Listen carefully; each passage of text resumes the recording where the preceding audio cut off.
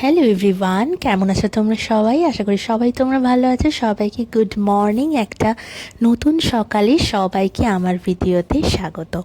তা আজকে সকাল সকাল উঠেই কোথায় যাচ্ছি সেটা তো তোমাদের সাথে শেয়ার করবই। আর তার আগে বলি, সকালে আমরা অনেক ভোরবেলায় বেরিয়েছি বাড়ি থেকে, আর ঝমঝম করে সারাটা রাস্তা বৃষ্টি পড়ছে।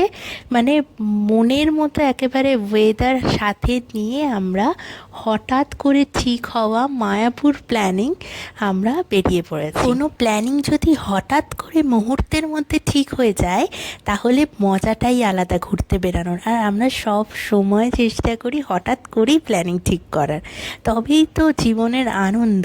আসলে কিছুই না, বাবাই যাচ্ছিল মায়াপুরের ওইদিকে ওর অফিসে। তো বাবাই বলল, তোমরা কি যাবে? আগের দিন বলেছে আমাদেরকে, তোমরা কি যাবে?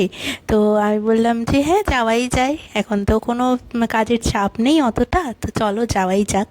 তারপরেই মমকেও ফোন করা হলো যে মম, তুই কি যাবি? তুই কি ফ্রি আছিস? তোর কি কলেজ আছে? তো ও বললো, কৃষ্ণ যখন টেনেছে কলেজটা একটু তুড়ি মেরে উড়িয়েই দিই নয়, চলো যাওয়াই যাক। তো সব কাজকে তুড়ি মেরে এরকম উড়িয়ে দিয়ে আমাদের রাধাকৃষ্ণের ডাকে আমাদের আজকের গন্তব্যস্থল হচ্ছে মায়াপুর। ওই যে বলে না, ভগবান যখন তোমাকে দড়ি দিয়ে একটা হ্যাচকা টান মারবে, তুমি তার টানকে কোনোভাবেই উপেক্ষা করতে পারবে না। এই যে মাথায় বৃষ্টি নিয়ে আমরা চলেছি, তাই জন্য তার সেই দড়ির টানে এই যে কৃষ্ণনগরে পৌঁছে গেছি আমরা। তারপরে একটু ব্রেকফাস্ট করতে হতো, কারণ প্রচণ্ড খিদে পেয়ে গেছে।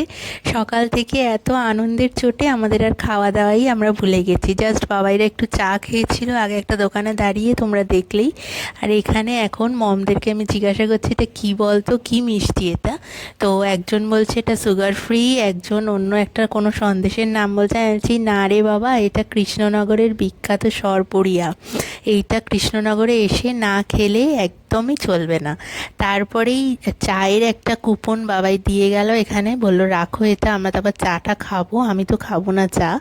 আর এখানে আমরা ব্রেকফাস্ট নিয়েছি হচ্ছে সাউথ ইন্ডিয়ান ব্রেকফাস্ট, দেখতেই পাচ্ছ। ধোসা নিয়েছি আমরা, কারণ সকালবেলা লুচি পরোটা খেতে ইচ্ছা করলো না, তাই বললাম ধোসাটাই ভালো খাওয়া। তো চলো তাড়াতাড়ি করে চটপট করে খেয়ে নিই, ওদিকে আবার কৃষ্ণ আমাদেরকে ডাকছে, বুঝলে। তো এই যে চা দারুণ স্বাদ ছিল এটার। আসলে খিদের পেটে চাই খাই না কেন, অমৃতের সমান।